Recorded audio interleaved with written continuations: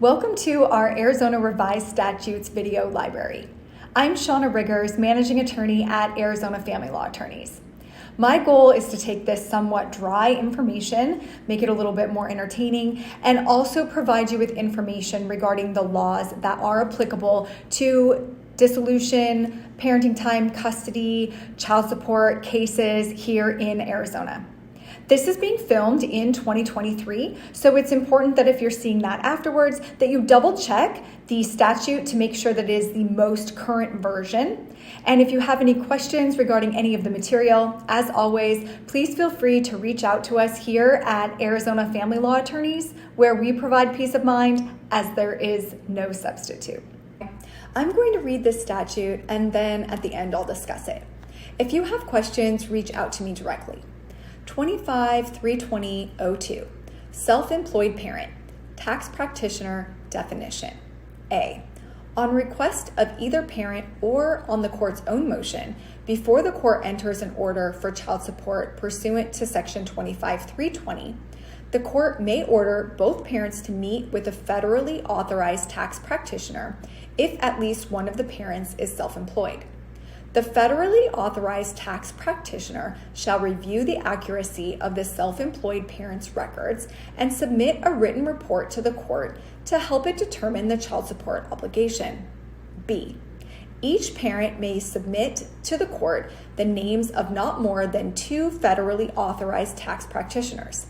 If the parents cannot agree on a federally authorized tax practitioner to conduct the review, the court shall make this choice from a list of names submitted by the parents.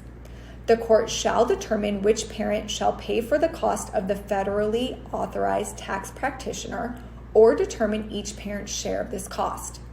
D, for the purposes of this section, federally authorized tax practitioner has the same meaning prescribed in section 42-2069.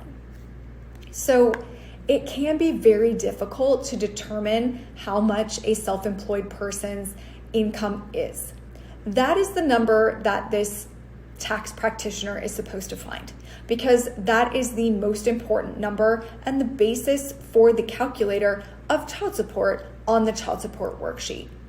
Many times people are able to take complicated tax deductions, which reduce their income for tax purposes, but it may not be appropriate for them to receive those credits when determining their gross income for the purpose of child support calculation. For instance, writing off the use of your vehicle. Well, a normal person who makes a W-2 income and has to pay for their own car doesn't get that benefit. But if someone is self-employed, they can essentially use that vehicle's costs to reduce their gross income for taxable purposes. So a tax practitioner can come in and look at all of these more complicated tax benefits versus just a vehicle allowance and determine what a party's proper income should be for the calculation of child support.